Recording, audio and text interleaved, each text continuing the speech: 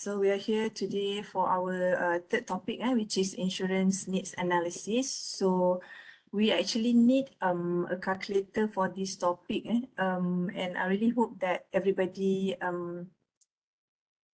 at least boleh get ready lah with your financial calculator. If you do not have a financial calculator yet, it's okay.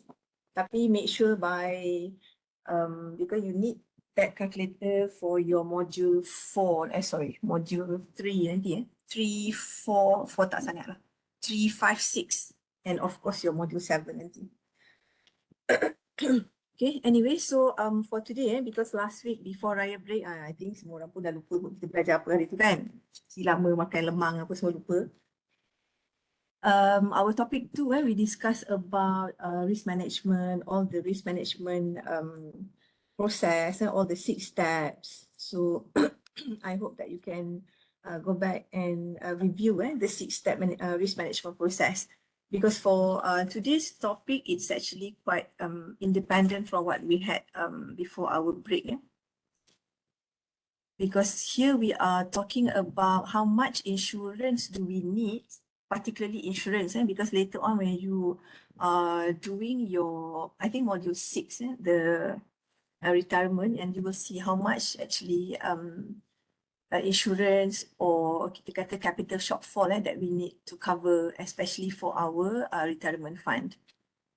All right, so most importantly, when we evaluate the personal risk of the client, so you as a financial planner, we have to be very thorough in understanding the number one, of course, the current circumstances of the client. So you cannot force the client, you cannot say that, oh, you really need to have this insurance, this is the new insurance, you have 5 kids, so you need education or medical or health insurance for all the kids that you have. No, you cannot force the client to take whatever product that is available in the market. But what you can do is that first is to analyze their current circumstances. In fact, you can also analyze your own current circumstances to determine what are the risks faced by the client and to ensure that the current risks can be adequately mitigated.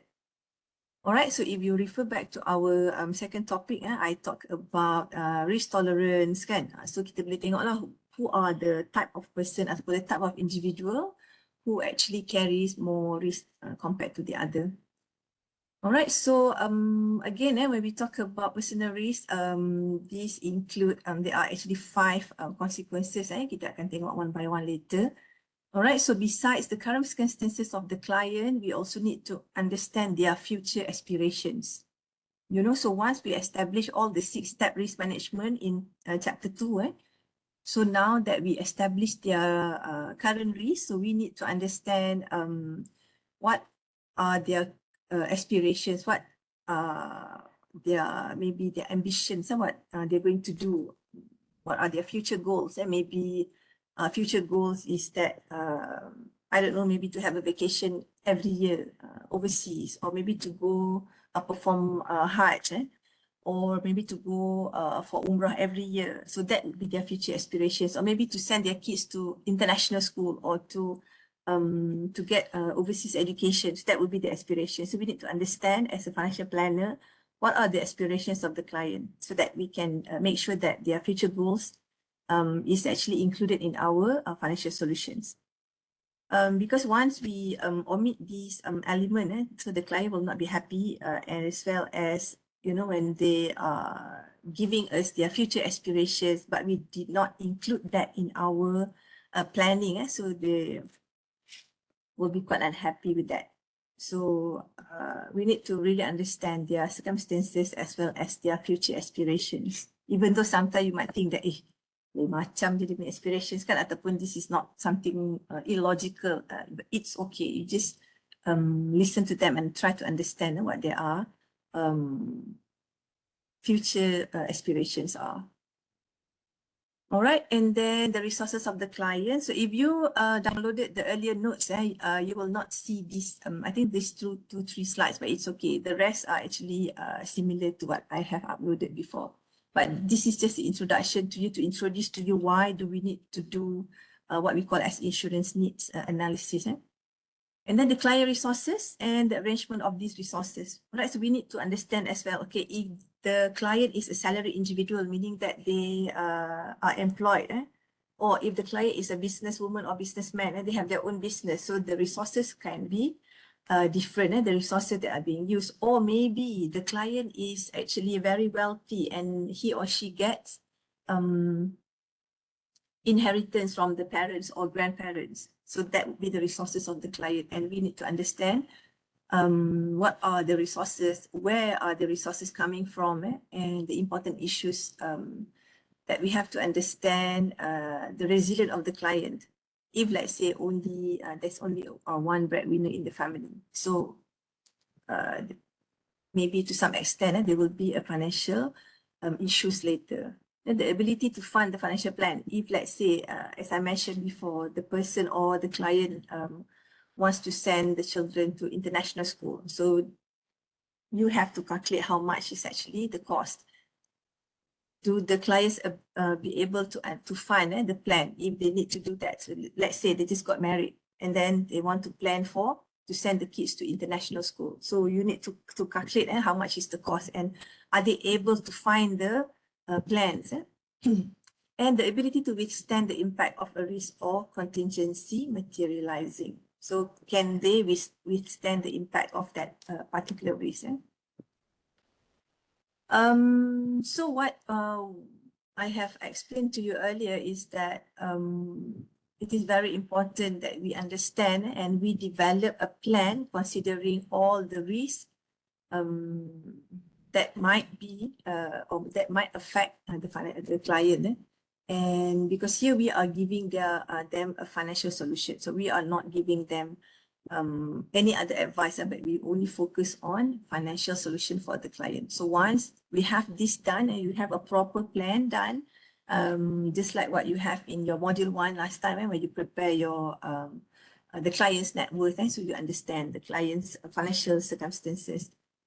So what we need in this module is actually to try to fine-tune the plan to match the risk associated with the client's circumstances. All right, so if you go back to our chapter 1 and chapter 2, we can recall that individuals are exposed to 3 types of risk: personal risk, property risk, as well as liability risk. So what we're going to do today is we're going to focus on all 3, but we are going to look at first of all is the personal risk. So what are the circumstances that might affect individual when we talk about personal risk? All right, so here comes insurance, because for personal risk exposure, the focus would be on life insurance. So if you look at our next topic, and that would be life insurance products. So we will cover and we will try to explore what are the life insurance product provided in Malaysian market. So for personal risk exposure, if you can see from this slide, we are looking at risks that are directly related to an individual's circumstances. Nama pun personal risk related directly to individual. And when we actually face with this personal risk or this personal risk exposure, such risks may result in, number 1, the loss of all or part of the income earning ability. Maybe additional expenses being incurred due to disability. Because here we have the keyword here, illness, disability. So these are risks that are directly related to us as individuals. So inability to lead the desired lifestyle during retirement. Inability to fund the desired education for children. So again, you want to send your children to international schools, to private schools, send to overseas for education. You have to start thinking about it early. The uncertainty associated with personal wealth accumulation, as well as the inability to adequately fulfill the estate distribution desires.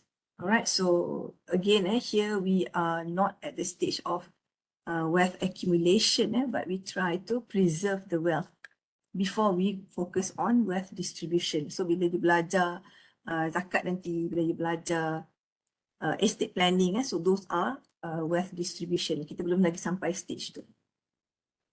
We don't have much wealth yet to distribute. Kita baru nak start accumulate and nak preserve. Alright, so as far as life insurance is concerned, there are 5 dominant types of personal risk factors that can lead to the adverse consequences. So there are 5, ada 5 dekat sini. If you go back to this slide tadi. So these are the exposure, the risk that we might face. And there are 5 consequences. Number 1, death. Number 2, illness. Number 3, disability. Number 4, retirement. And number 5, education. So again, as a bigger picture, when we talk about personal risk exposure, so these are the 5 risk factors that can lead to whatever that we have discussed earlier. Right, so we'll look at one by one. So the first one is death. So in this case, we put the term as premature death. Kalau kata mati sebelum waktunya kan. This is because when we in insurance or as a financial planner, we define premature death as the demise of an individual while they still have the capacity to generate an income. Maknanya, if we put the retirement age, which is 55, in Malaysia, retirement age is 55. So generally, a person who is working and still generating an income, but if he or she died before 55 years of age, then we can consider that as premature death, because they still have the capacity to generate income. Okay, and or the one that I put in the inverted comma there, dying too soon with outstanding liabilities and financial commitments. Of course, if they are still in the age of working, not yet retired, for sure they will have certain amount of liabilities and also financial commitments. All right, so the risk associated with premature death, of course, number 1, financial impact of the dependents. Okay. So if the breadwinner have lost the income, so there must be certain level of financial impact on the dependents, meaning the wife, the spouse, the children. In terms of the amount needed to provide for the continued lifestyle of the dependents. Okay, so now bila income dah tak ada, of course akan ada problem dekat to continue the lifestyle, or maybe the amount needed for settlement of loans or borrowings. So they have outstanding liabilities, they have financial commitments. And with risk of premature death, they might need certain amount to settle the loans, to settle the borrowings, or amount to settle other possible financial obligations. All right. And then the loss of potential income for the dependents. Okay, potential income. So potential loss of income. So we need to calculate how much is the potential loss of income should the breadwinner face this premature death risk. And will the dependents suffer financial hardship due to the loss of income resulting from premature death? Kita bisa kata, oh yang pergi tak kembali kan, memang yang pergi tu tak kembali, tapi yang tinggal tu, what will happen to them kalau kita tak ada proper planning, especially on our financial solutions. And then what expenses will be incurred upon death? For our Chinese friends, maybe the funeral expenses can be very expensive. So ini pun they have to take into considerations the expenses that will be incurred upon death. So the dependents lah yang akan fikir semua ni, because yang pergi tak kembali kan. And then what are the current resources sufficient to mitigate the financial hardship consequent upon death? Do we have sufficient resources to mitigate the financial hardship? Remember, because we have to settle the loan, settle possible financial obligations. Let's say the kids are still at school, still at college, still at unis, and they still have car loan, housing loan. But there is a loss of income because of the risk of premature death. Okay. So if you need, if you have any questions or you need a clarification, just switch on your mic and unmute your mic and you can speak. Okay. All right. So because of this risk, we need to measure the risk associated with premature death. There are 2 methods of computing. Nampak kita boleh kira, we actually can calculate ideal amount of life insurance. So remember when we talk about personal risk ni, kita fokus on life insurance dulu. That should be owned. So jangan ingat tak penting. So this is why we need the life insurance. Ataupun in takaful, we call it as family takaful lah. So life insurance is a general term, generic term. Saya guna life insurance dulu dekat sini. Because later on, bila kita buat takaful nanti, the Islamic version of life insurance is actually family takaful. So the conventional one is life insurance. But for the purpose of our discussion, I will use the generic term, which is life insurance. All right. So there are two methods of computing the ideal amount of life insurance that should be owned. Macam sekarang mungkin you belum kerja ataupun you dah kerja, and then at this age you nak kerja sampai umur berapa? Or 55 lah, biasa kita ambil 55 lah ataupun 60 So kita akan kira lah how long, what is the time needed ataupun berapa lama lagi you akan kerja, and how much income you need depending on the needs of the individual. So married individual lain needs dia, single individual lain need dia. Alright, so there are two methods. Number one is human life value method. Number two is capital needs method ataupun needs based method. So there are two methods under capital needs, capital liquidation and capital conservation or capital preservation method. Alright, so kita akan tengok one by one lah. Kita ada, basically you have three calculations for our risk of premature death. Alright, so let's look at the first one, what we call as a human life value method. So this is where you need your calculator. So kita nak kira nanti, saya tak pakai time value table whatsoever, we use our financial calculator je. Alright, so we need human life value method to quantify the amount of insurance needed in a person's life. So basically, we can put value on our life. Kalau kita tak boleh letak value dekat life, sebenarnya boleh. Kita boleh calculate based on the life insurance needs ni. Alright, so we can use this method, human life value method, to quantify the amount of insurance needed in a person's life. So a breadwinner's total income throughout his working years until he retires is discounted to the present value at the assumed discount rate. So you also dah belajar financial management, so you are familiar with time value of money concept.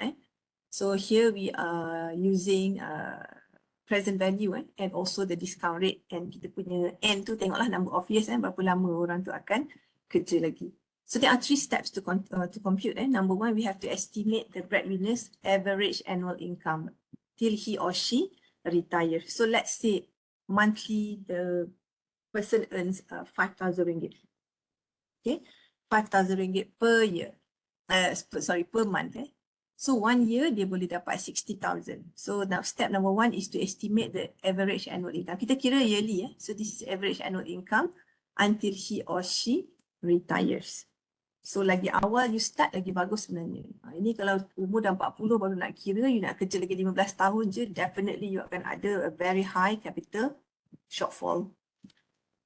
Okay, determine the remaining number of years till retirement. Ini dah tadi when I say to you that if you start earlier, number nak retire lagi panjang. Bila number lagi panjang, you still have time to accumulate. And assume a reasonable discount rate. Biasa kita pakai FD rate lah. FD rate ni tak tinggi lah, 4% macam tu je, 4.something%. Alright, so this is the step to compute the human life value method. Okay, so this is the formula. So the definition for human life value method is actually the present value of the potential income loss. Remember premature death tadi tak ada income kan? So we are going to calculate the potential income loss by the dependents, yang ditinggalkan, yang pergi memang tak kembali, yang ditinggalkan, how much is the potential income loss as a result of the person's death. Okay, cerita mati ni memang tak seronok nak ceritakan, but we need to understand because kita nak kira the potential income loss ni. And then the general formula, this is the formula yang manual formula lah. Present value, so ni also mentioned in the notes, you all dah belajar masa module 1 and also dah belajar dalam financial management. So this is the formula. Total income required to meet the annual income needs for a number of years. And A is annual income needs, I is the interest rates or the discount rates, and N is the number of years from the current age to the age of retirement. So as a financial planner, later on when you want to convince the client to get a life insurance, so you kena understand lah, this is how we actually calculate. Bunyi macam kita tak perlulah life insurance nak buat apa kan, but this is how you convince them, even to convince yourself that you need certain amount of life insurance. Alright. So I give you time to digest the example ni dulu. Panjang example ni nak baca. Alright, so we are talking about 30-year-old person. So you are not yet 30. So semua muda-muda lagi kan, 20 something kot So you can try to calculate jugalah. So lagi muda, the younger you are, the more time you will take untuk retire. And meaning that you have more time untuk accumulate. And also more time untuk pilih lah which life insurance which is suitable for you. Alright, so here we can consider a 30-year-old person who will retire at the age of 55. If we estimate his or her annual earning at 60,000, okay, macam tadi lah, sebulan 5,000, darab 12 bulan 60,000, and 2/3 of this income will be consumed by the dependents. Meaning that this, kita ambil lelaki lah, is a married man, dia ada spouse, dia ada anak, so 2/3 of the income akan pergi kepada dependent, the spouse and also the children. So kita boleh kira the individual effective economic value to dependents is 40,000 a year. So 2/3 from 60,000, kita kata 40,000 memang dia akan, the dependent akan guna 40,000 a year. For the next 25 years, of course the amount akan samalah, kita assume samalah, anak tak bertambah, semua tak bertambah, sama. So dia akan kerja sampai dia retire lagi 25 tahun lah, sekarang umur dia 30 Boleh faham kan? So very simple example, umur 30 sekarang, retire at the age of 55. So he or she need 25 years will work up until retirement. So assuming that the income is placed in an instrument generating an interest of 6%, it is possible to compute the human life value for this particular individual. So N kita 25, I kita 6, and kita punya payment is 40,000. 40,000 yang dia nak tadi. Give me one moment, saya nak ambil pen.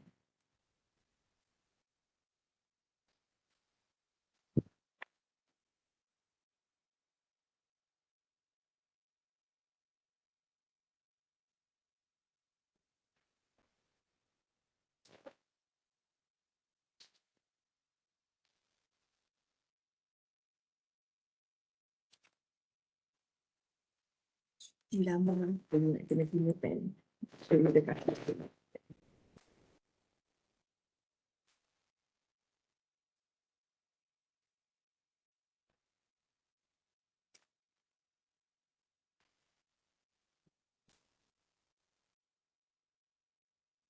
Tak apa, this week class macam ni next week I will see you face to face dekat kelas pun better.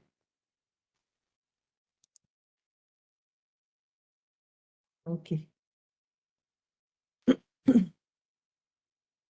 Alright, so again, if we look at this example, tadi kita ada N25, 25 ialah 55 minus 30, lagi 25 tahun dia nak kerja, so the interest is 6% and the amount needed is 40,000.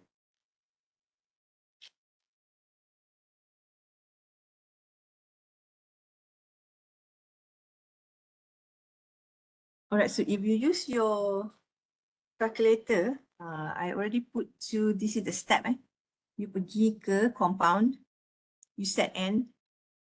Saya tak ada nak, I don't have the screen to show you. You set N, and then N25, I6,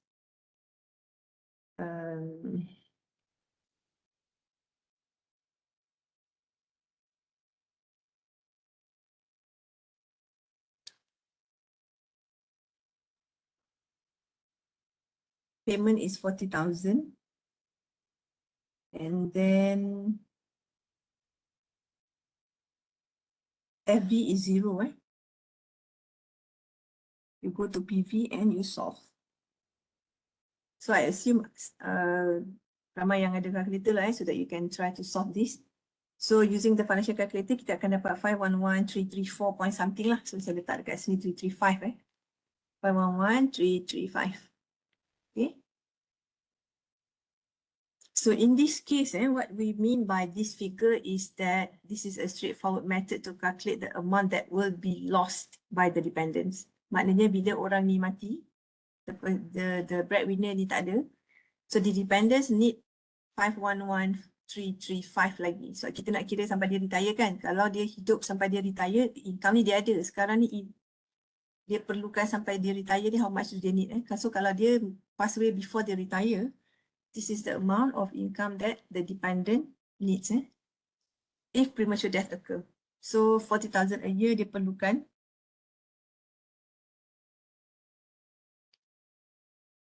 $511.25 is the amount lost due to premature death provided the rate of return is 6% across the period of 25 years. Okay, ini very straightforward. Kalau you tengok income dia tak berubah. Untuk setahun tu dia tak ada increment, tak ada bonus, tak ada apa. Kita just ambil that solid 5,000 je. And this is the amount that we calculate, 511.335. So there are limitations of this method. Remember kita ada 3 calculation tadi kan? Sini. So human life value yang kita mula-mula kira. So kita ada lagi 2 dekat bawah ni.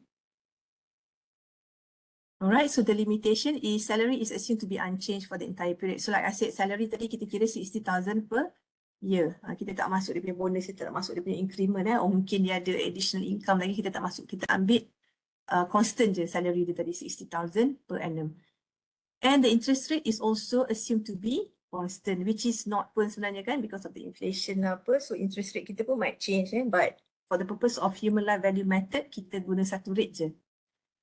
And also the income needs is also assumed to be unchanged over the period, thus ignoring other evolving needs such as lifestyle changes, education needs and etc. So assuming that tadi kita kira tadi N is 25 meaning that in this 25 years time, so the person ataupun the dependents need 511.335. Tapi kita ignore, let's say masa tu anak dia kecil lagi, sekarang anak dia dah masuk college. So maybe they need more resources, but we do not take into consideration that information. The lifestyle changes, the education needs, and etc. So the inflation rate is also ignored.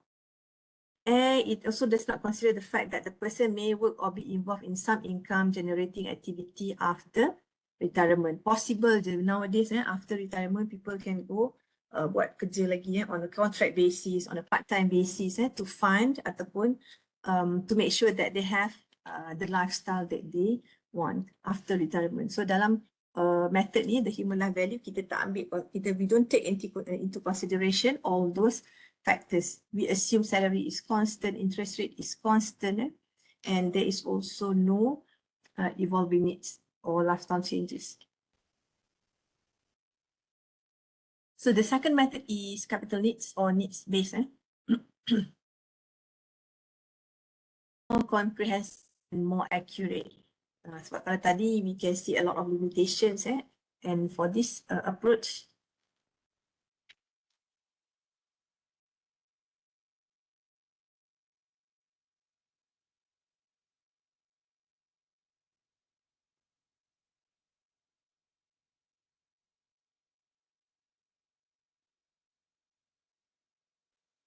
so for this approach, we have two basic approaches, which are capital liquidation and capital conservation.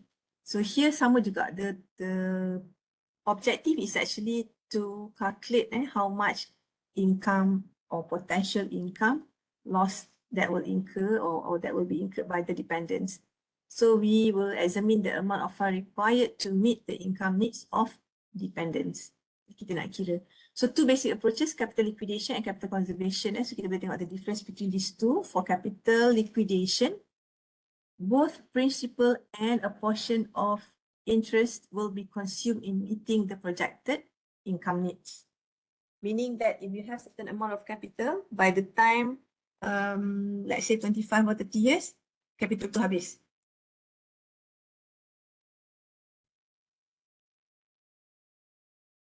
And this approach will create a capital sum of money for the dependents to meet a particular family need for a specific time period. And over a period of time, this fund will eventually all be used up and there is no residual amount. So sekarang kita nak foresee, kita nak forecast the income loss. Bila kita tahu how much is the income loss, kita nak try untuk cover dan cari duit tu untuk cover by having life insurance. Tapi bila sampai certain time, the funds will eventually all be used up. So this is capital liquidation. The keyword here liquidate, you nampak word liquidation dekat sini. So the capital will be liquidated. Capital tu dah tak ada. Bila cukup time, semua habis lah.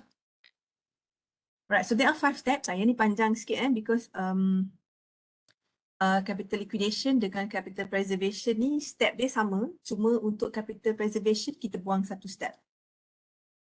Compare dengan human life value tadi, very simple kan. Yang tadi human life value tu kira macam satu step je lah, we tak payah buat apa-apa. So here we need the net worth. Okay, so kalau dah lupa macam mana nak kira net worth, I'll go back to your module 1, check back your formula semua, how to calculate the net worth of individual. So saya dah letak dekat sini juga, net worth is total assets minus total liabilities. So that is the very first step. Kita kena tengok net worth dulu. You can also calculate for your own self kalau you nak tahu.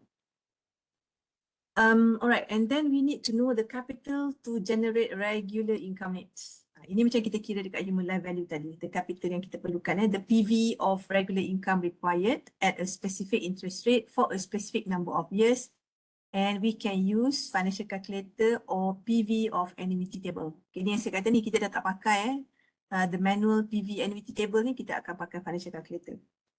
Lebih accurate Alright, so here kita perlukan this information macam kita buat human life value tadi. And then we have to calculate the lump sum capital needs. Apa yang diperlukan untuk settle the liabilities upon death.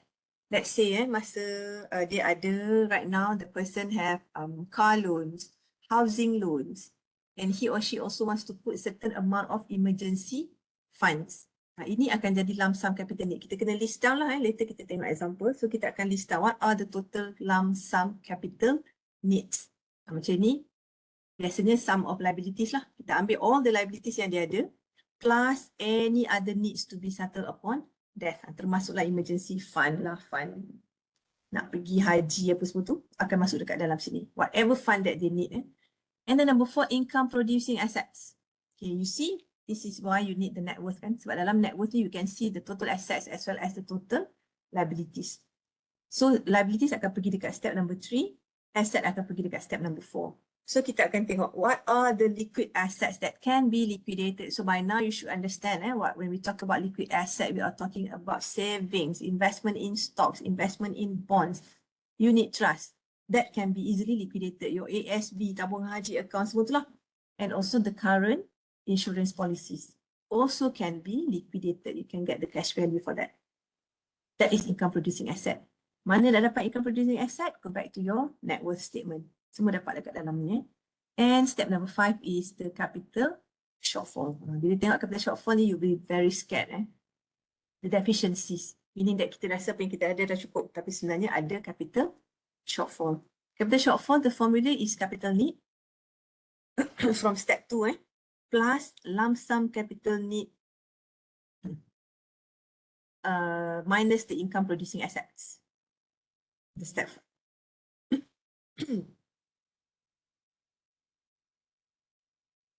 So step 2 minus, step 2 plus step 3 minus step 4. So kita dapat deficiency. So bila kita dapat negative amount dekat sini, that is actually the additional insurance that is required, meaning that whatever income that we have, whatever income producing assets, whatever liabilities that we have, that we incur, still tak cukup. Even though we already have a life insurance. Bila kita kira macam ni, then you will see we still need additional insurance. That's why nama topik hari ni pun ialah insurance needs analysis. If you calculate, you dapat nombor dekat sini positif, then you don't have to worry. Maknanya orang tu ada cukup insurance policies. Biasanya kita dapat negatif lah dekat sini. Okay, so here ini pun example ni saya cut short but if you look at my guru, saya ada letak satu exercise question untuk kita discuss next week during class. Itu ada, you have to follow the 5 steps tadi. Alright, so here for example we have Mr. A is currently earning 4,500 a month. So he is married, his wife is not employed. Nampak? So income dia satu je, he is the breadwinner because his wife is not employed. So they have 2 children, aged 4 and 5. So Mr. A's father has left a trust fund for Mr. A's children, which will provide a substantial amount of income for the family when the youngest child reaches the age of 21. And the family will have financial freedom thereon. Ini tak semua orang macam ni, tak semua orang dapat ada trust daripada grandfather, grandmother, tak ada. So those yang tak ada, then kita kena kira sendirilah. So in this case, Mr. A ni dia ada trust fund dari father dia untuk anak dia, bukan untuk dia, untuk anak-anak dia. However, Mr. A is concerned about the next 17 years. And he wants to ensure that the family will be provided in a monthly allowance of 3,000 a month. Nampak anak ada trust fund sampai umur 21 kan, tapi dia concern about the next 17 years ni dalam masa terdekat ni sebelum anak dia dapat duit tu. Sebab dia dapat 21 age nanti boleh dia dapat. If the interest rate for a fixed deposit account is 3.5%, what is the value of the estate that Mr. A must create immediately to ensure his objective is met? Sekarang objective dia ialah for the next 17 years, dia nak provide monthly allowance of 3,000 a month to his family. Okay. So again, kita pakai financial calculator kita. Mana tadi calculator? Alright. So we set begin. Compound Aku nak letak kat sini. So you always start with compound Kalau tengok kat dalam calculator ni, you ada CMPD ni. That's the compound So you set begin. Tadi kita set end Sebab tadi end tu at the end of the period. Sekarang kita nak set begin because we want to create the immediate estate now. So kita set begin.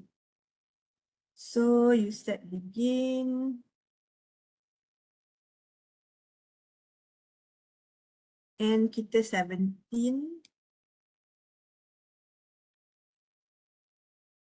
I kita 3.5. 36,000 sebab tadi dia kata dia nak bagi monthly allowance of 3,000 kan. 3,000 a month. So 3,000 times 12, 36,000 So our payment kita would be 36,000.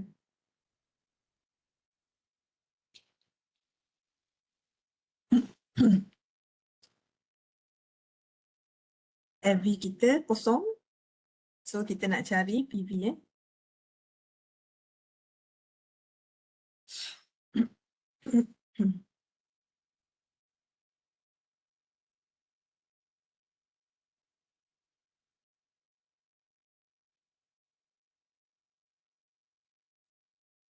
Alright, so kita dapat 471,388.2051 panjang lah. So kita ambil decimal point So if you have calculator, you can try to use this step untuk dapatkan figure. So the solution you get will be 471,338.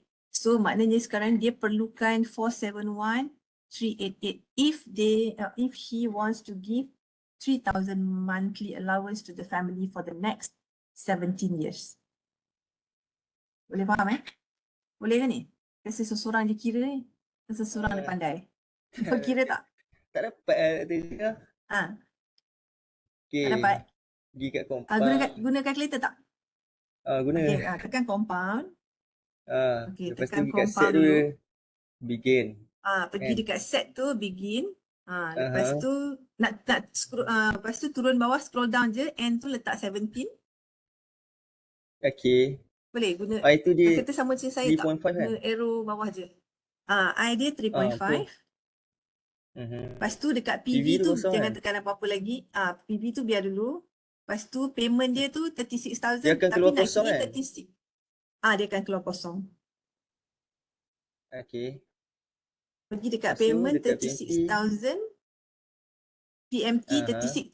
Untuk calculation ni PMT kita letak negatif Jumpa tak negatif? Negatif. Dia sepatutnya nombor dia sama je. Negatif 36,000. Okay. Lepas tu turun lagi FV letak kosong.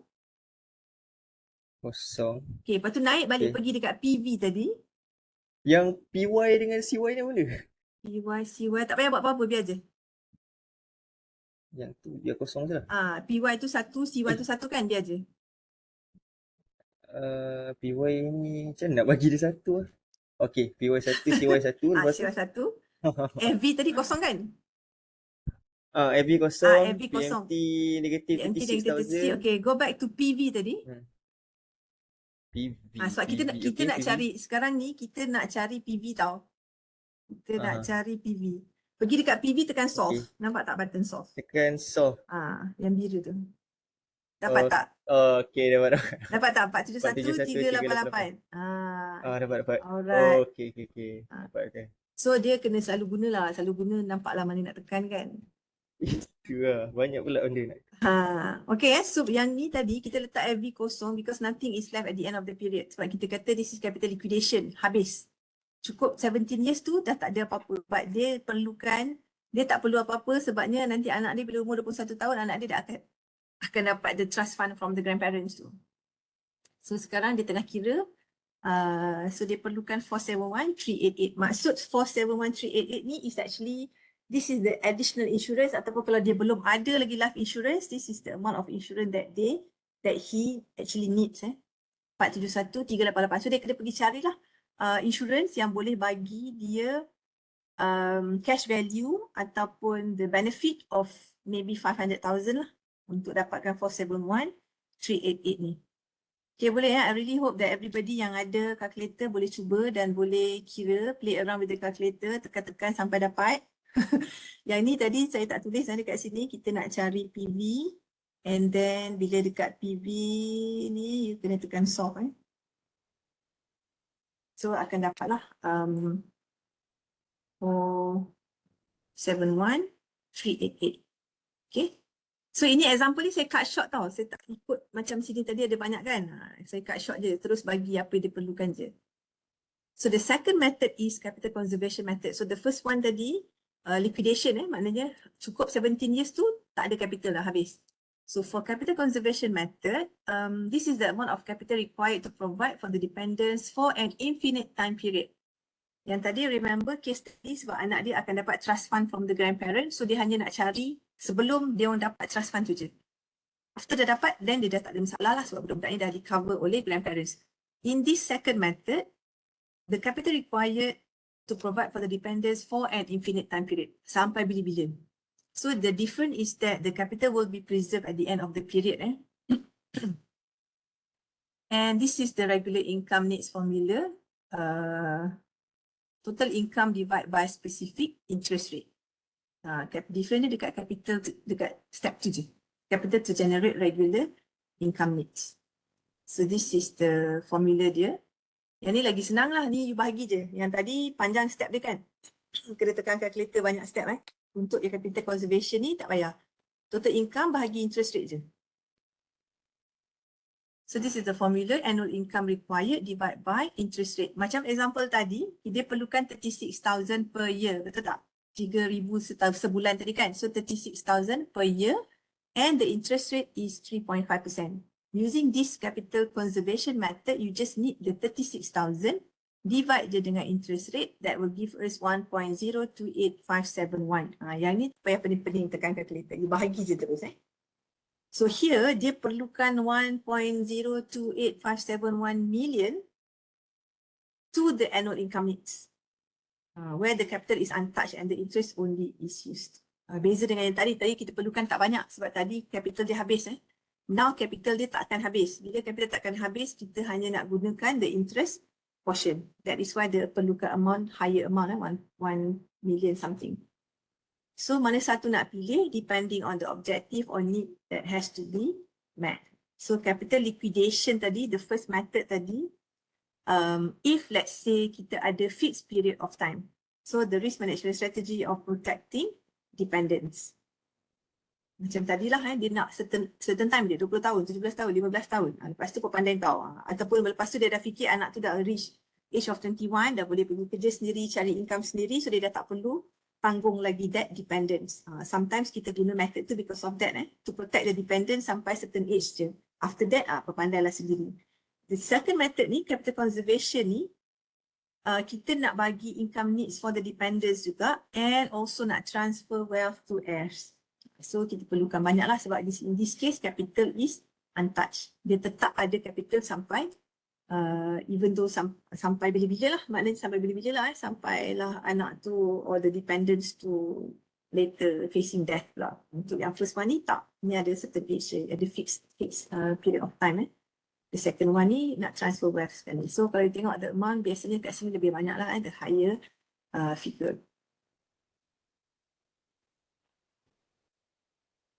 Alright, so based on the method yang kita calculate tadi, kita akan ada deficiency, certain amount of deficiency.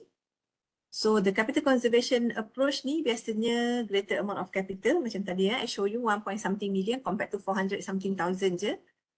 So the difference in the amount required will depend on the number of years for which the fixed income is required and on the interest rate assumption used. So it is a consideration of amount needed for the settlement of loans as well as for the settlement of other possible financial obligation. So termasuklah macam saya kata tadi, kalau ada borrowing, ada loan, saya not covered by any insurance plan, tak ada collateral, funeral expenses, legacy amount and etc.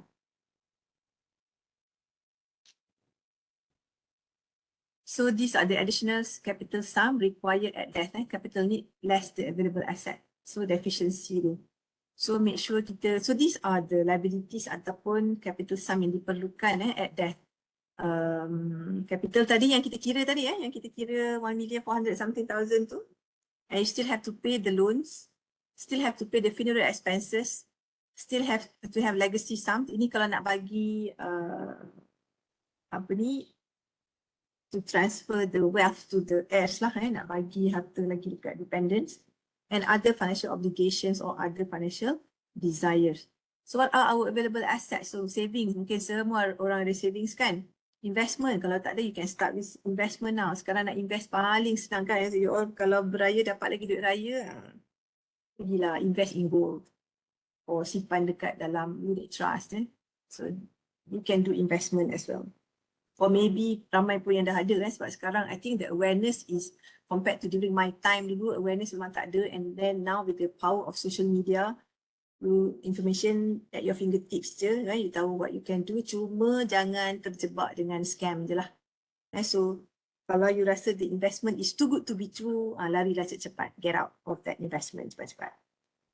So yes, you have the opportunity to invest. If you have extra money, you can invest in gold, you can invest in unit trust, in Bitcoin, banyak kita punya yang contemporary investment pun boleh. Or kalau you rasa takut or was-was or rasa tak confident, you can put your money in savings account. Itu yang paling selamat lah.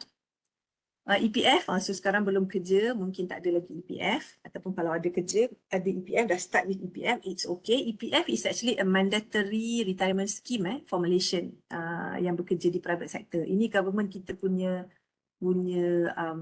kita kata strategi lah, because if the government don't do this, nanti end up dengan when people retire, they don't have retirement fund pun. Sebab dulu, I think 20 years ago, kita tak fikir about the retirement fund, but now statistics has also shown, I think I have discussed with you that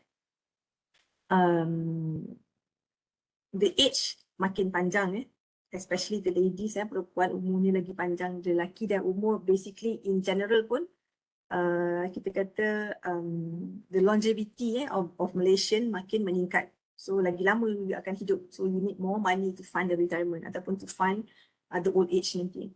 Alright, so EPF is a mandatory scheme provided by the government untuk retirement fund of the private sector employees.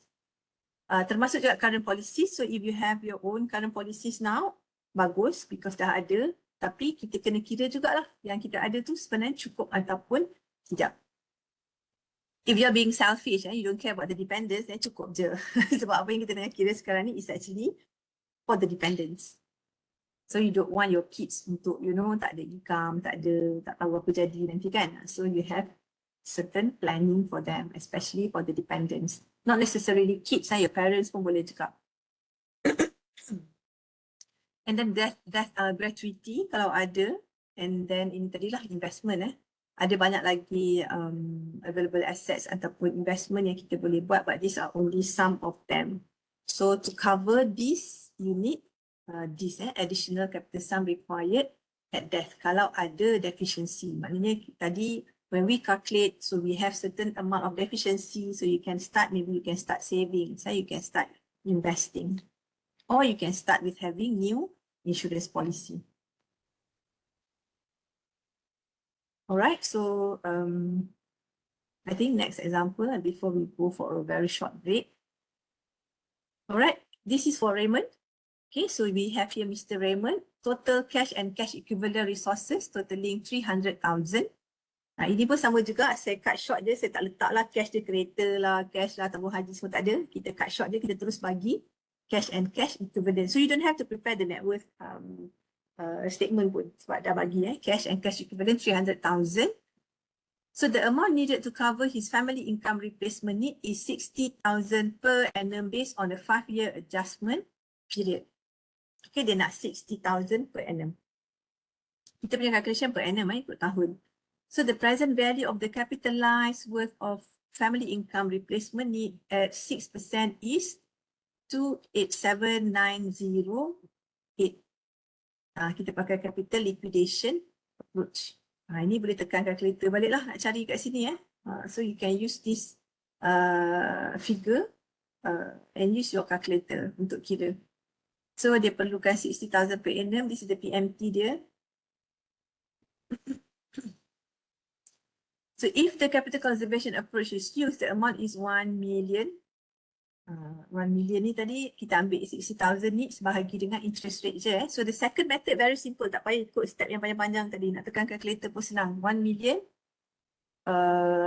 Meaning that whatever the amount that they need, divide by 60,000 divided by 6%. Dia perlukan 60,000 per annum. The interest rate is 6%. Terus bahagi je, so kita dapat 1 million. He also likes to set aside an amount for charitable purpose, which is 80,000. Nampak? So you can have whatever financial desires that you need. Masukkan dalam calculation. So on his death, the estimated cash need is total at 200,000. So based on capital liquidation approach, kita ambil ini step tadi So saya tambah-tambah terus jadi kat sini. So you can refer back to the step yang 5 step tadi tu. So the cash need tadi kita tahu dia perlukan 200,000.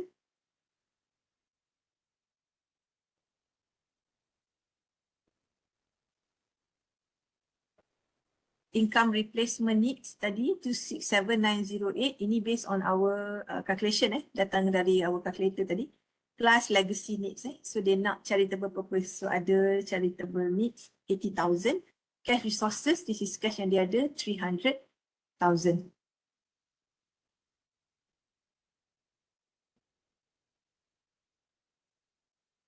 Cash need dah ni 200,000 is this one. So cash need dia 200,000 tambah dengan figure yang kita dah kira daripada financial calculator tadi plus 80,000 minus 300,000 cash and cash equivalent yang dia ada.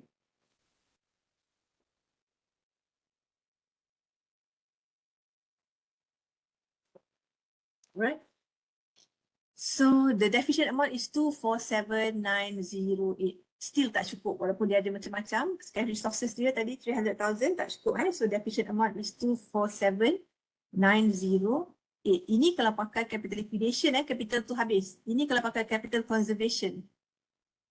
I have to shout melawan bunyi mesin untuk ni. Hari ni pula lah dia nak mesin untuk berbagi. Anyway, sama juga kita punya calculation. So our cash need here is 200,000 sama macam atas.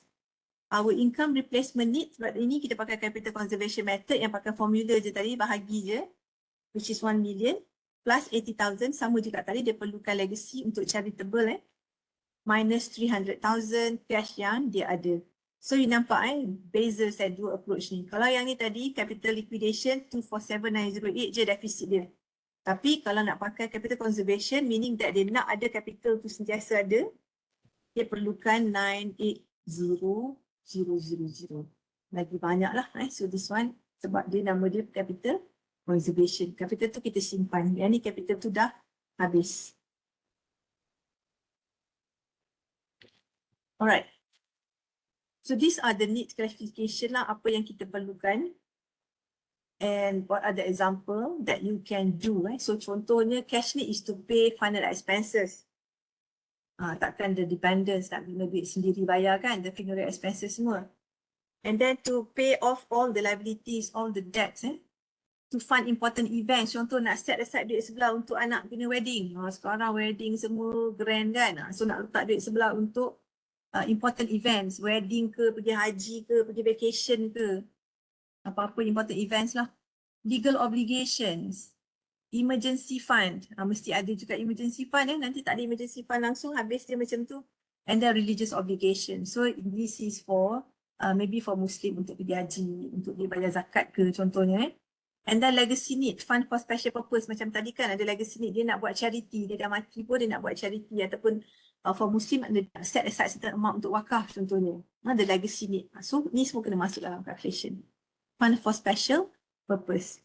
And income replacement need. Income replacement need ni maksudnya the funds needed to replace the individual's income. Remember, we are talking about premature death. Jangan lupa kita punya objektif asal. We are talking about premature death. In the event of death, there will be a potential loss of income. So kita nak calculate how much is the potential loss of income that will be needed by the dependents untuk meneruskan kehidupan dia, to fund their own lifestyle nanti. So this is the income replacement need. Yang kita kira tadi ada 3 cara kira. So fund needed to replace the individual's income. So the explanation, what about this one? These are the primarily needs that are usual when an individual dies. So ni semua kena cover. And then ini fund created on desire and not need. Ini ada tak ada, ada tak ada pula. Ada boleh, tak ada pun boleh. Yang atas ni kena ada. Ni tak kisah. Legacy ni tak kisah. And then income replacement needs are the funds needed to replace the loss of income to the family. Right, again, saya ulang balik, we are talking about premature death. Premature death akan ada potential loss of income. So kita perlukan calculation dekat sini. And then contoh yang diperlukan ialah funeral expenses, mortgage loan, child education, tax, estate duty, legal fees. For legal obligation ni, if we look at the wealthy individuals ni, so bila they pass away, dia ada banyak dia yang dia kena bayar. So dia akan set up trust fund contohnya. Dia akan kena bayar estate duty, dia kena bayar legal fees untuk kat lawyer apa semua banyak lah. We're talking about millionaires. So when they die, dia banyak legal obligation nak kena bayar. Unforeseen expenses kalau ada, and also zakat for Muslim. Ini special gift lah. Ini tadi ada tak ada pun tak apa. Special gift for selected loved one. Ni nak hibah ke nak apa ke semua dekat sini lah boleh. Charity to a school contohnya. And these are the daily, ini pun kena ada because these are the daily expenses for the dependents. So kita yang pergi tak kembali tapi yang masih lagi tinggal, mereka perlukan income replacement ni. So kita tak ada tapi kita tinggalkan income for the dependents, for the children, for the parents. Alright. The second one is illness. Tapi sebelum saya proceed, we will go for a very short break. So I will see you in 10 minutes.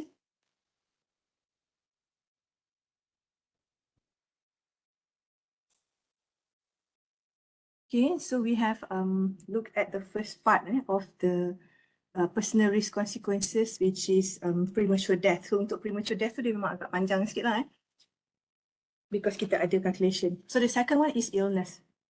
So again, so in this topic, we are looking at the risk analysis, and this is only related to personal risk exposure. So kita ada 5 tadi. The first one is, dia actually ada lagi, but what I have discussed with you is actually the dominant one, the 5 dominant ones. So tadi first one is premature death, and then the second one is illness, sakit. Masih hidup tapi ada illness. So this can also be a major cause for the loss of earning ability as well as the depletion of accumulated wealth. So when we are facing with illness, the cost of medical treatment is very high nowadays. So we need protection against such expenses. And high medical costs as well. So that can be a major burden for the individual and family members. So if we look at the news kan, banyak juga yang kita tengok, call for needs untuk help, call for funds untuk family members yang sakit lah, especially bedridden yang sakit yang dah tak boleh keluar pergi kerja. So not only premature death, illness is also one of the factors that will result in the financial burden to the family members as well as to the individual themselves. And if they need medical attention, the continued medical attention lagi lah over a longer period of time, so they need more ataupun fund to fund the illness. So number 3 is disability. So for illness tadi, go back to illness tadi, kita akan tengok nanti later on, later part, I think kita ada health insurance. So that will actually cover our illness part lah. So again, tadi saya cakap kita ada 5 dominant factors and these are all related to insurance. So the premature death tadi, kita boleh kira human life value dengan capital conservation and also capital preservation to calculate the potential income loss and the potential capital shortfall that we need, meaning that kita boleh top up dengan life insurance. So the second one is illness. So dalam kita dekat Malaysia kita ada, we have a lot of insurance plans. Many new plans. Saya pun nak keep track pun ada some tu yang kita pun dah tak tahu kan. So ada banyak sangat plan, medical plans. Daripada critical illness sampailah ke personal accident pun ada. So these are all the health insurance products that are actually available in Malaysia to cover the illness factor. Right, so the third one is disability. So sama juga sebab kita start dengan yang the worst which is actually the premature death, and then illness. The third one is disability. Pun sama juga, the risk associated with disability, so the need to insure oneself against such risk is obvious. Even in cases where there are no dependents. Again, as I mentioned before, if we are being selfish kan, kita tak fikirlah yang premature death tu tadi, biarlah kan, kita dah mati, so yang tinggal tu pandai-pandai lah. Some dia macam tu, but tak semua macam tu lah. But kita always think about the dependents. So number 2 tadi illness. So that is actually for our own self. Illness yang memerlukan masuk hospital, memerlukan treatment yang lama, yang panjang. So we need more fund. And number 3 is disability. Sama juga once kita kata in insurance kita ada term TPD, total and permanent disability. So kalau you masuk dalam kategori TPD ni, orang yang masuk dalam kategori TPD ni, they can't even work. So dia dah tak ada income. So dia dah jadi disabled because of many reasons lah, accident lah apalah. So they will need an income to replace that income that has been lost because of the disablement. So this will determine, this will require to determine what percentage of the income will be needed for the disabled individual during disability. One thing is that becoming disabled ni kalau tak sakit, okay. Kalau disabled plus illness tadi, itu memang worse lah. So need more fund ataupun more income to fund the disability as well as the illness. So for disability, we can still use the capital liquidation or capital conservation method tadi. Sama juga dengan illness pun sama. Actually the calculation tu not only for life insurance, kita boleh guna untuk calculate for disability as well. Illness not so much because illness relate dengan medical cost, which is kita pun tak sure berapa banyak medical cost that have to be incurred. But for disability, at least a person can evaluate as well as to predict how much income that will be needed for the individual during the disability period. So boleh gunakan capital conservation method tadi pun boleh. So kita just ambil, let's say during disability dia perlukan 3,000 contohnya. Let's say dia perlukan 3,000 sebulan, so darab dengan 12 akan jadi 36,000. This is our capital conservation tadi, yang formula yang pendek yang bahagi je tu. So let's say rate of investment is 5%. Bahagi je 5%. Right? So that would give us 720,000. So this is the amount that the individual needs in the case of disability. 720,000. But if you go back to our pre-death calculation tadi kan, kita ada certain period of time kan, sampai bila dia nak jaga, dia nak bagi the amount of resources to the dependents. In this case, disability ni, we actually don't know how long the person will be in that stage. It's just that we need to understand they need to have a sufficient funds if the duration is underestimated. So kita guna kalau capital liquidation tadi, remember the first method yang 5 step tu kita ada fixed period of time kan. So sekarang ni assuming that we do not know sampai bila disability tu akan berlaku, that is why kita guna capital conservation method. So dia banyak sikit lah, higher than capital liquidation method because we do not know the period of the disability of that particular person. Alright, so ini kita pakai capital conservation. This is the formula yang paling simple tadi. The amount needed divided by 5%. But remember amount needed ni kita ambil monthly, monthly pula, annually. It's just that kalau you kira 3,000, you dapat jawapan, you kena darab dengan 12 juga lah. So kita darab terus 12 untuk monthly figure ni, dapat annual figure, divide by the interest rate. assuming the interest rate in this case is 5%. So you can have 5 or 6% depending on the investment instrument that you use. Number 4 is retirement. Retirement is also one of the risks, and that is why kita ada satu module called retirement planning. You buat masa di semester, I tak sure semester 5 atau semester 6 nanti retirement planning. So in this retirement factor, so the risk associated with growing old is insufficient income available to fund the retirement lifestyle. Alright, so you must remember during retirement, satu, if the person is healthy, it's fine. But they still need at least 60% of their current income to fund their retirement lifestyle. Let's say kalau before retire, every year pergi holiday. Masa retire, you have more time. Maybe you want to go holiday maybe double daripada apa yang buat masa you kerja kan. So if sihat, we're talking about healthy retirees yang sihat. Masa banyak, duit banyak. So they want to have sufficient income to fund their retirement lifestyle. So nak pergi keluar sana sini ikut suka sebab dah tak terikat dengan waktu kerja. Itu kalau sihat, if the person retires healthily. What if retire tapi sakit juga? So dia ada dua faktor dekat situ, retirement and illness tadi kan. So illness dah satu faktor and then second one is retirement with illness. So can you imagine how much income that we need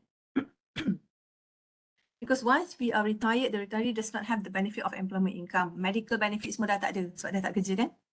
Unless there is a reliable and stable passive source of replacement income, then the individual will be exposed to financial insecurity during retirement years. Years.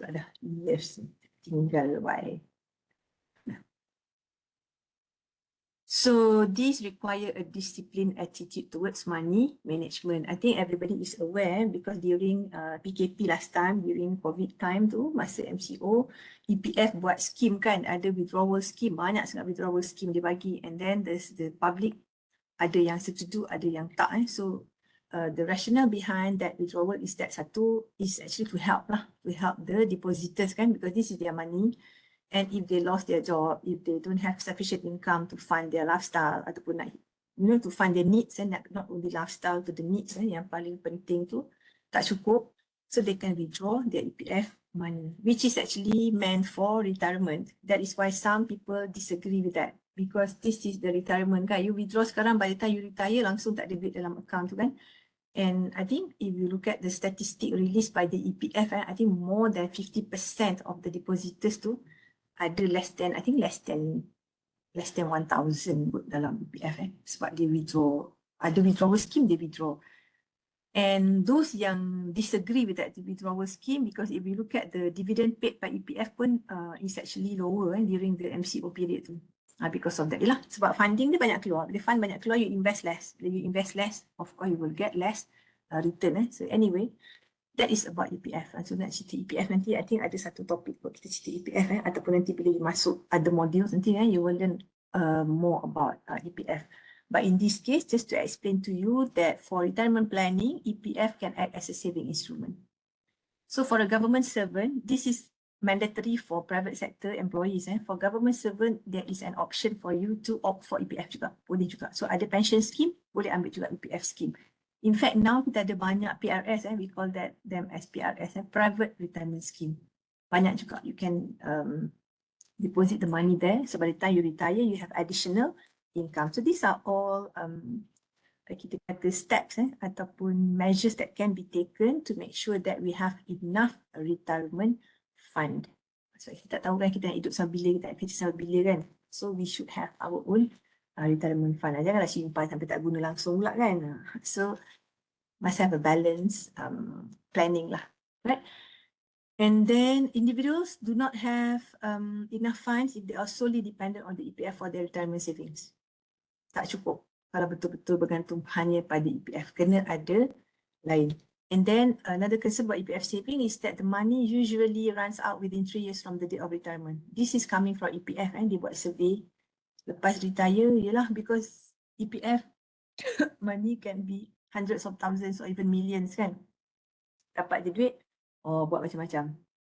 Lepas tu after 3 years, umur panjang lagi ni, because the statistic says that boleh hidup sampai umur 88 tahun Umur panjang lagi, retire 55.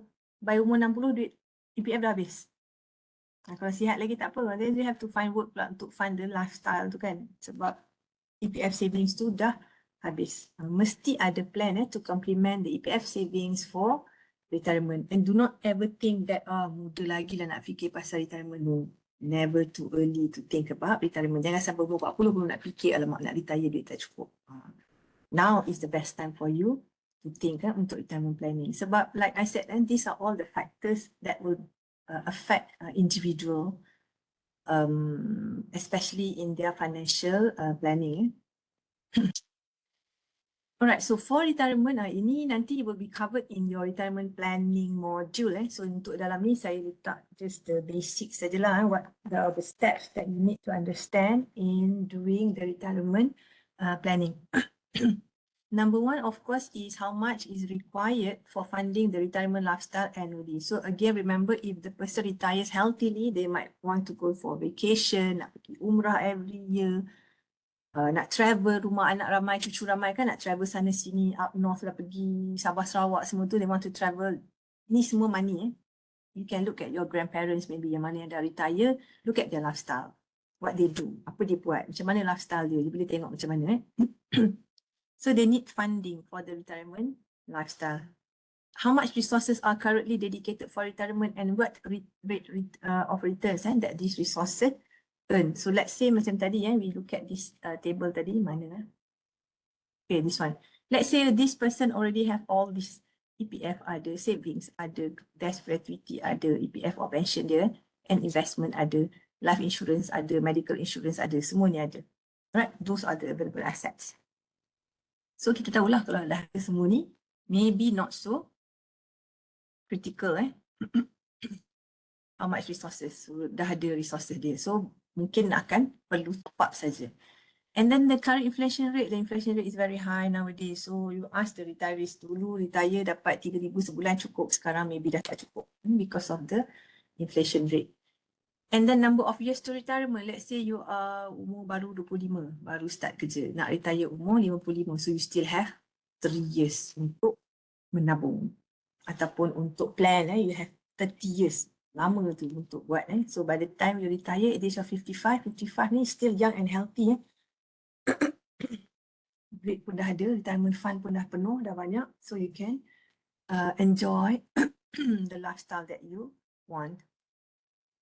And we calculate the future value of retirement, then calculated, and any shortfalls are covered by additional commitment of fund to the retirement plan, termasuklah insurance tadi. Because that is why kita perlu kira sekarang kan. Let's say kita kira sekarang nak retire lagi 30 tahun, kita kira-kira kita punya funding tak cukup. Our retirement plan tak cukup, retirement fund tak cukup. So now you still have time, you have 30 years untuk top up your savings or untuk increase your insurance policies. So ada banyak measures that can be taken in this 30 years time. So number of years of retirement, this is one of the important factors. And number 5 is education. And remember, these are the 5 dominant factors. Ada lagi factor lain, tapi saya discuss 5 ni sahaja. Number 5 is education. The risk associated with education is the insufficiency of fund when money is needed to fund an educational program, whether for your own self ataupun for the dependents. So education costs also rising rapidly. Individuals will need to be very decisive in their planning with regard to the quantum needed. So the considerations have to be taken into account when planning for retirement, such as the professional course that the child intends to pursue. Let's say this person ada anak yang minat sangat dengan music, or minat sangat dengan culinary. So you nak hantar, kalau dia minat sangat dengan culinary, nak hantar pergi France, kan, nak pergi belajar culinary dekat France. Ataupun minat music, nak hantar dia pergi UK contohnya, hantar pergi Italy contohnya. So you nampak the talent of the child and you can see the professional course that the child intends to pursue. Of course, the parents kena start menabung sekarang. Bukan bila anak tu dah umur sekian-sekian nak pergi baru fikir mana nak cari duit.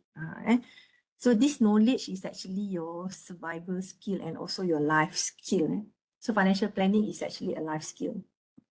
Dia bukan skill yang semua orang ada, but when you learn properly, structurally, so this would be a life skill for you. Alright, education, professional course that the child intends to pursue. Not only the child, maybe you can think about yourself as well. Maybe ingat nanti, nanti dah habis degree nak pergi buat masters kat overseas. So you need the money. Tak ada scholarship, tak ada apa, but you need your own, you want to use your own money. Boleh. And then the place of study. This is actually when we talk about education, we are talking about the children lah. Most of the time, we're talking about the child. So the place of study, local ke, overseas ke, twinning ke.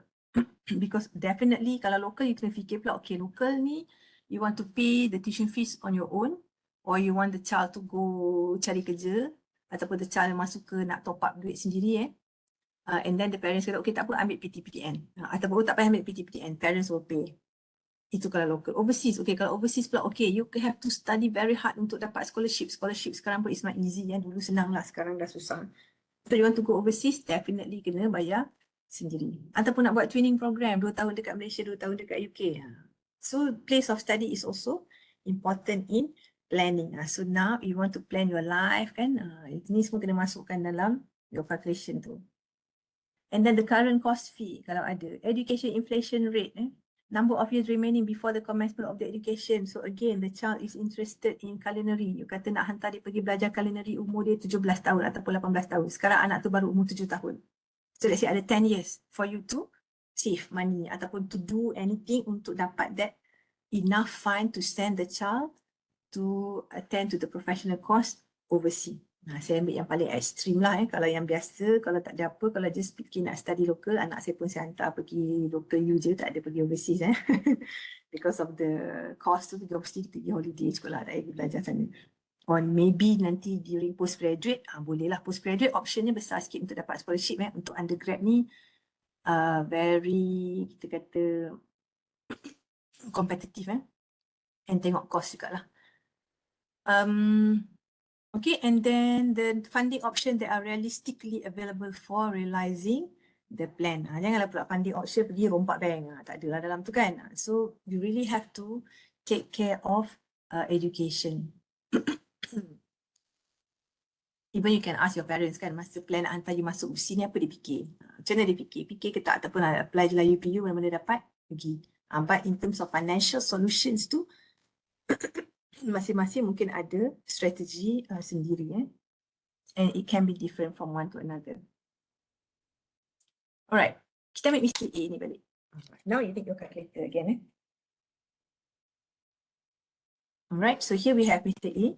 Has a child who is 3 years old and would be pursuing a professional program at the age of 19 years. Okay, this is especially happening to our Chinese friends. Kebanyakannya macam tu lah, daripada kecil tu dia dah, the root is already there kan. So kita ada Chinese friends kat sini, maybe you can share the experience. So daripada kecil dah nampak lah apa talent dia, mana dia nak hantar pergi. Not only Chinese lah, kita boleh kata Asian parents memang macam ni. Kalau you compare dengan Western parents kan, this is Asian parents lah, sebab kita belajar financial planning in Malaysia, so kita banyak follow Asian punya culture. So anyway, Mr. A has a child who is 3 years old and would be pursuing a professional program at the age of 19 years. So ada lagi 16 tahun. If the current duration of the course is 4 years and the annual course fee including room and board is 20,000, what is the cost of education when the child is ready to pursue the program if the education inflation rate is 6%? Nampak anak baru 3 tahun dia dah kira. At the age of 19 nak pergi buat professional program. Tak tahulah overseas ke local ke. So kita set begin N16. Sebab apa 16? Sebab dia ada lagi 16 tahun remaining. 16 tahun nak sampai umur 19. Our interest rate is 6%. Our education inflation rate is 6%. So kita PV ialah 80,000. Sebab 20,000 per year. 20,000 times 4 years, assuming cost dia kat sini tadi 4 years, 20 times 4, 80,000. Okay. And kita nak cari the future value. 203,228. Cost of education dia. Yang dia kena ada, dia kena ready. So this is future value.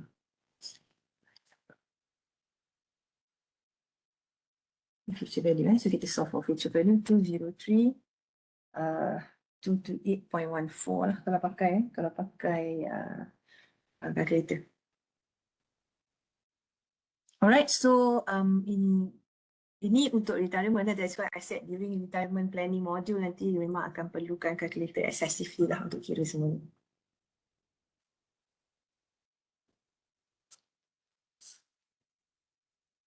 Okay, so this is about education. We can also calculate, meaning that in this case, katakanlah Mr. A ni perlukan 203,228 untuk anak dia umur 19 tahun nanti pergi pursue professional course.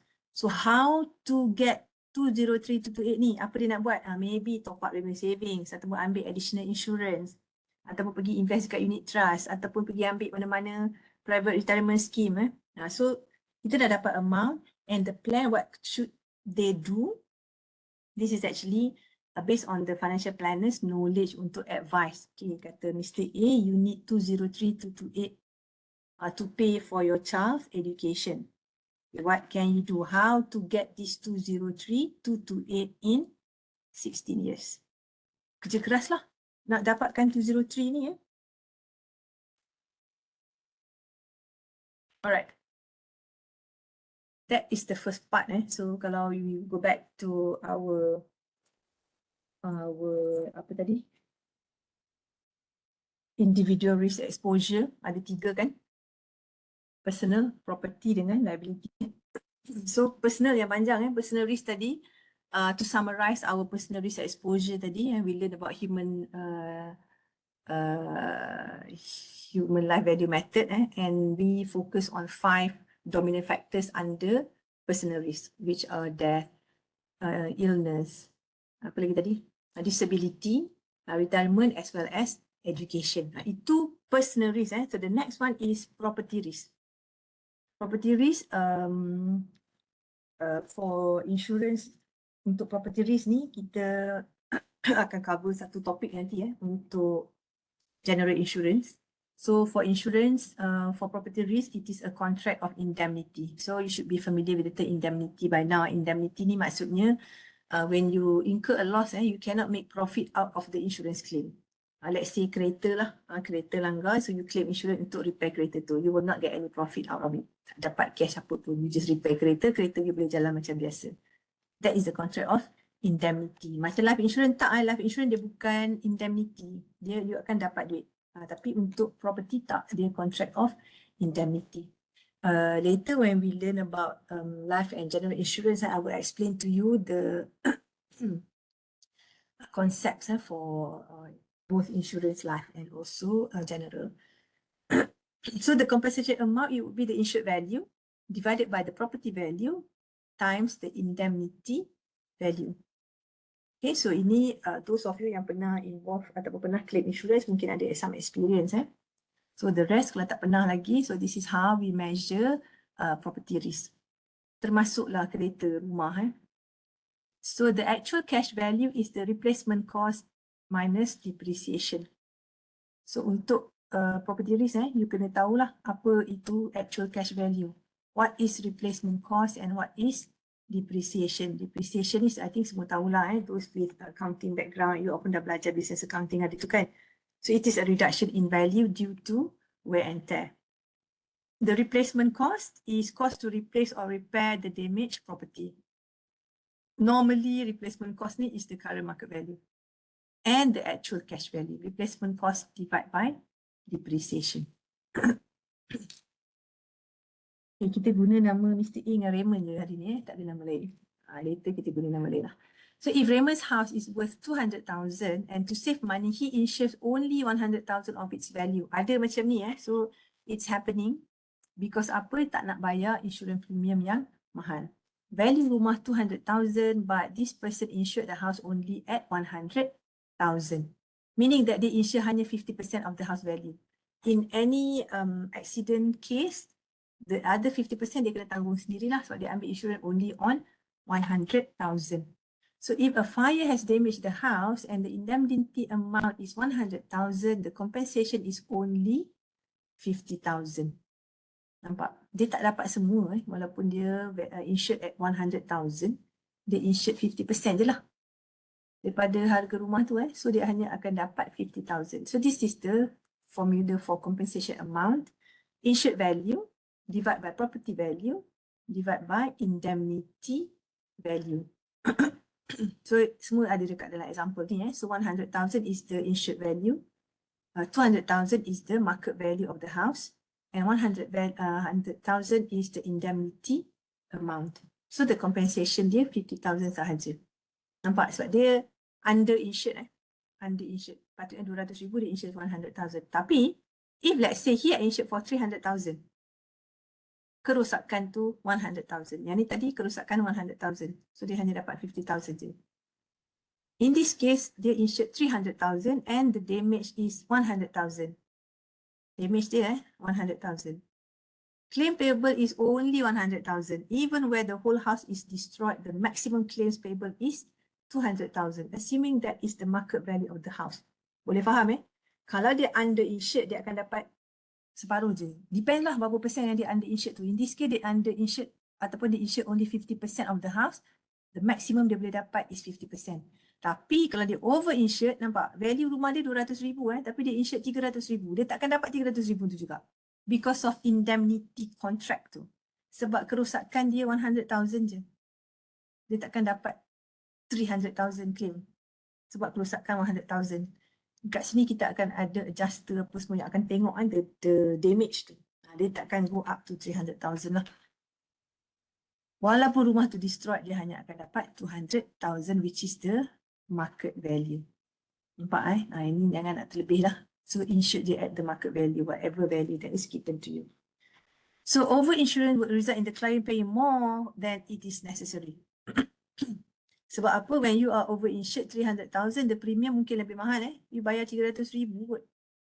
Sedangkan value rumah tu 200,000 je. You will not get 300,000. Paling tinggi boleh dapat is the market value. So janganlah ambil ataupun do not pay more ataupun especially overinsured lah. Sebab untuk property dia tak sama dengan life tadi. Life tadi you boleh ambil lebih, boleh ambil banyak pun. But property tak. Property dia ada compensation amount punya calculation Alright, this is property risk. But don't worry, bila kita buat general insurance topic nanti, kita akan kira lebih detail lah. So ini just to show you the indemnity concept sahaja. Meaning that you will not get any, macam ni cannot make any profit out of the insurance claim. Point dia. This is the calculation, very simple calculation. Sampailah kita buat tajuk general insurance nanti kita tengok detail And then the third one is liability risk. 3 kan, personal, property and liability. Personal tu yang panjang sekali tadi. And then property, and then this is liability. So in liability risk pun sama juga, kita ada cash value, replacement cost and depreciation.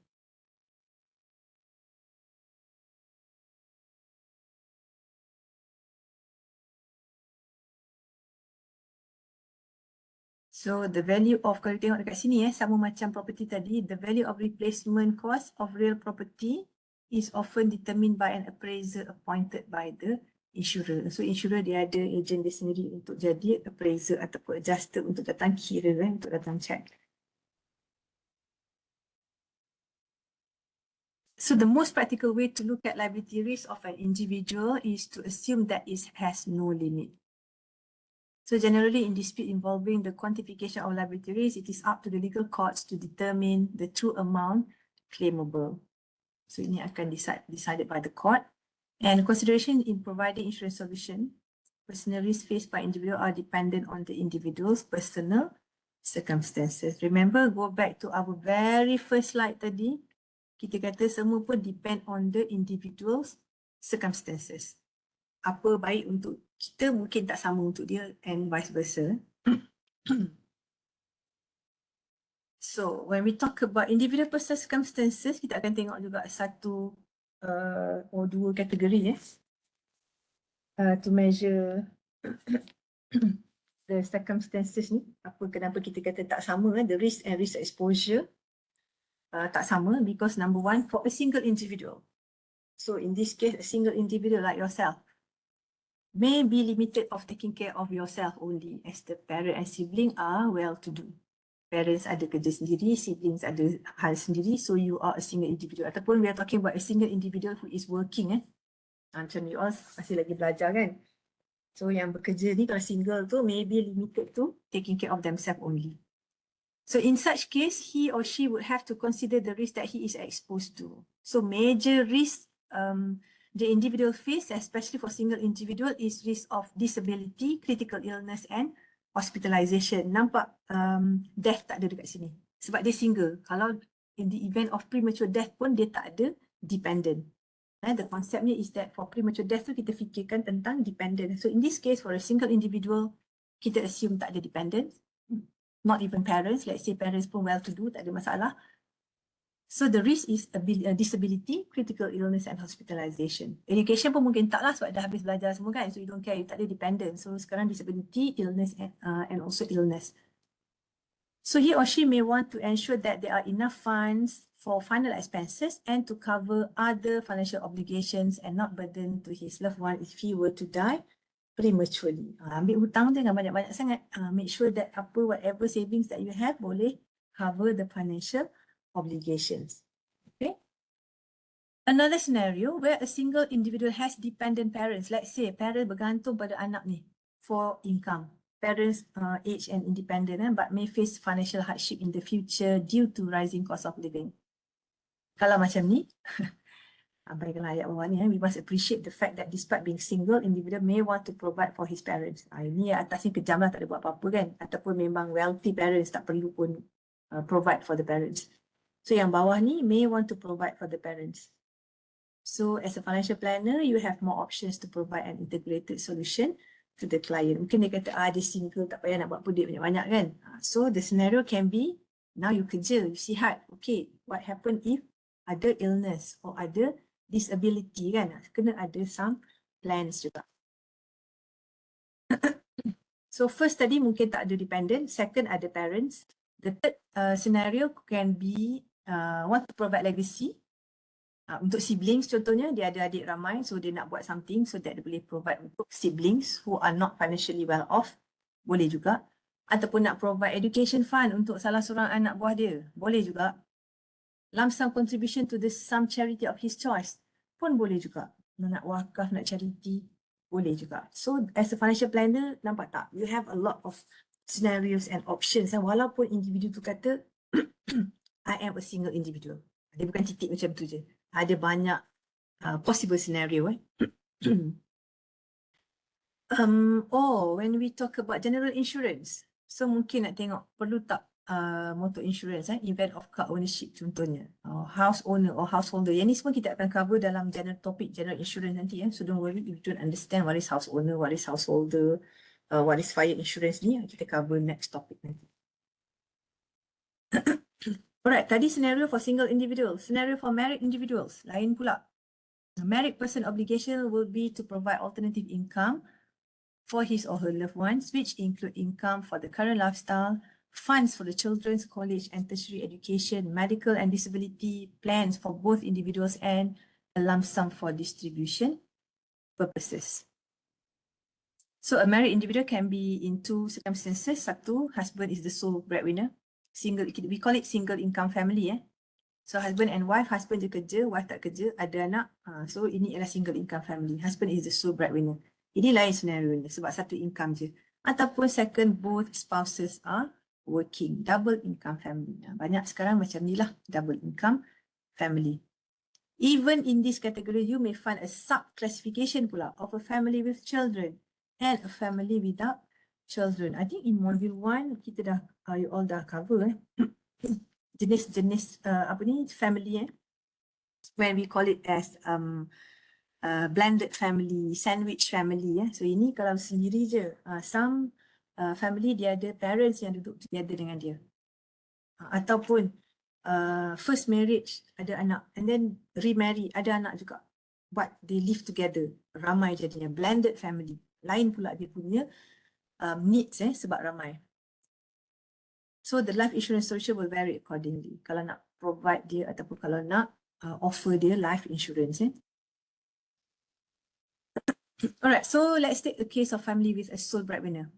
So the death of the sole breadwinner can have a disastrous impact on the lifestyle of the dependent. Remember, single income family. If the breadwinner tu tak ada, habis. So insufficient capital. That is why kita kena fikirkan untuk dia. Dia kena fikir sufficient capital to ensure that the lifestyle of the dependent is maintained and not compromised. Let's say anak dah sekolah dekat international school or private school. Tiba-tiba the breadwinner tak ada. Kalau boleh naklah anak tu continue je dekat situ kan. So kena calculate betul-betul lah the sufficient capital. Ataupun there is double income where the husband and wife dua-dua ada income. So the death of the husband mungkinlah may not cause an impact sangat. Sebab the spouse tu ada juga income. Tapi depending juga how much the spouse is earning. Kalau dia earn more than the husband, then okay lah. Kalau dia earn less, mungkin tak cukup surviving spouse is earning less than the money required. So then the loss of the husband's income will have an impact on the family's lifestyle. And there is a need to provide a lump sum to supplement the wife's income. I'll go back to our calculation yang awal tadi tu lah. Kan, kalau seorang ni tak ada, berapa banyak income yang diperlukan. So kita kena calculate guna capital conservation ataupun capital preservation tadi. Are the factors influencing the insurance solution? Ini paling penting because as a financial planner, kita nak tahu status dia. Single, ada dependents, single tak ada dependents. Married, single income ataupun double income. Ada children, tak ada children. So those are important information that we need. Other factors, insurability. Umur berapa? This is for insurance solution, especially for life and medical. Insurability. Masih lagi boleh ambil insurance ke? Age. Umur dah 80, memang tak nak lah. Health condition, banyak sangat critical illness. Pun susah juga ataupun akan jadi mahal. Occupation, mungkin dia kerja yang dangerous. Kerja dia kena panjat crane je. So, because of the occupation, premium akan jadi expensive. As well as gender. Duration on needs, berapa lama dia perlu and quantum of need, how much. Availability of product, like I said, there are a lot of insurance product nowadays. Different company provide different types of insurance. Insurance specific untuk lelaki, specific untuk perempuan, specific untuk cikgu, specific untuk macam-macam lah. Affordability, nanti kita ada, you have a lot of plans, you have a lot of suggestions for the client, tapi dia kata I can't afford it. Dia bagilah dia macam-macam, dia kata dia tak boleh, dia ada cukup-cukup ini je, macam mana dia nak bayar lagi for the insurance premium, contohnya. And ownership of property, dia ada property tak? Property sendiri ke, sewa ke, property dapat hadiah ke. Alright, so those are the factors that will influence our insurance solution.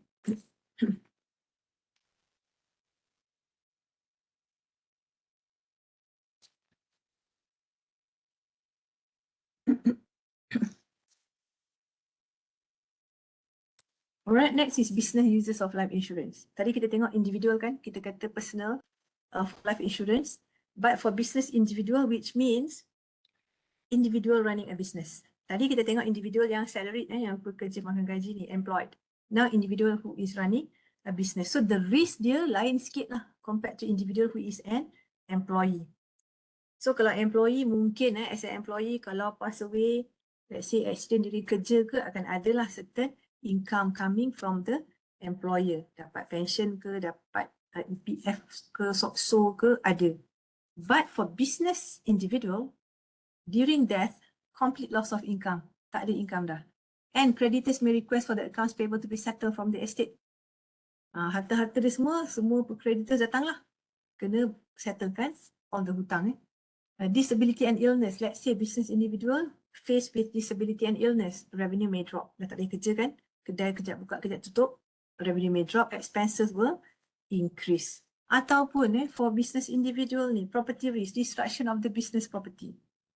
Kedai terbakar ke, ada theft ke, flood ke, because this is for business individual.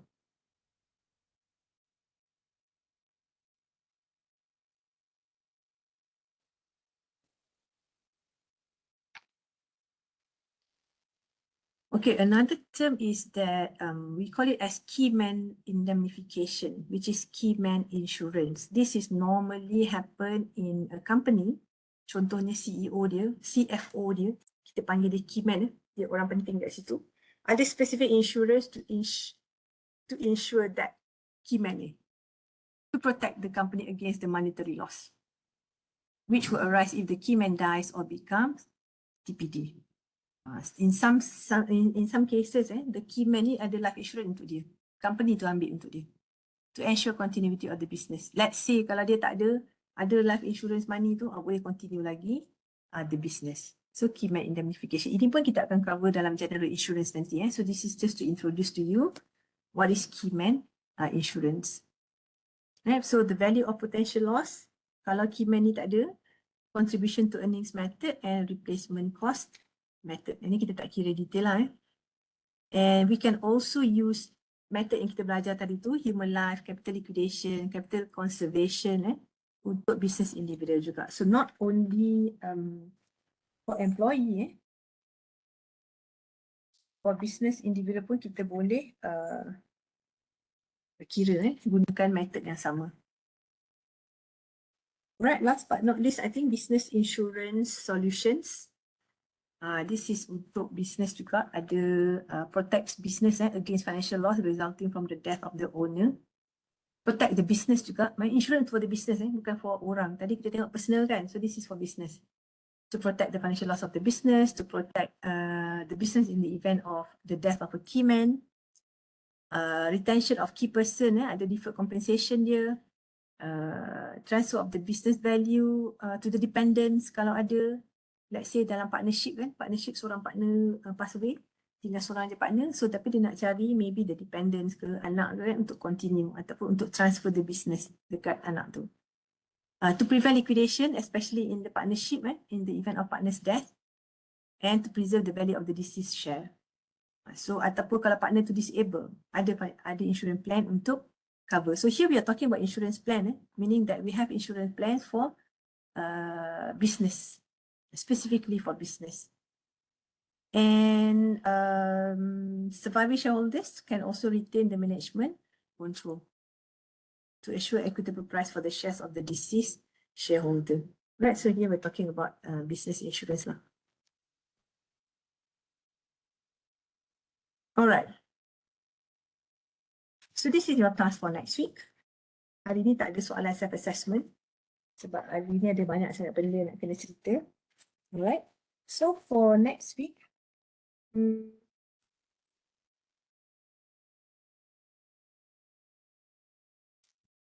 I have uploaded insurance needs analysis exercise dalam my guru, so you can refer to the question.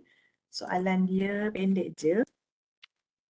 And I expect you to complete the question and kita akan discuss during class next week. So next week kelas kita dekat mana?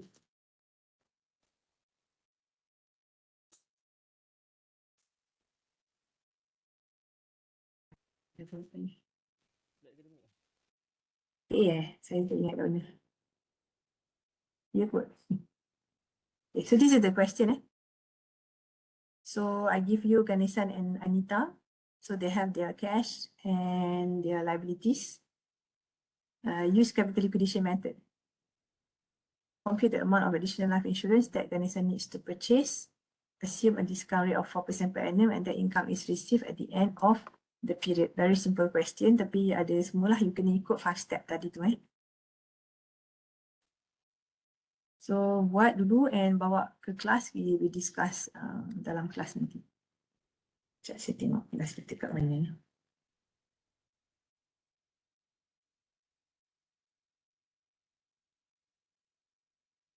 Ya, KA. KA, B, panjang tu. Blok B lah Blok B yang mana? Kanan, kiri. Saya tak pernah ada kelas dekat KA tau. So, I will see you there next week lah pukul 8 kita dekat sana. KAB 0103 level 1 Kelas 2. Sama ke? Nanti kan sebab you have to check. Because last time saya minta tukar classroom. Nak bawa ke blok 9 tapi tak ada apa?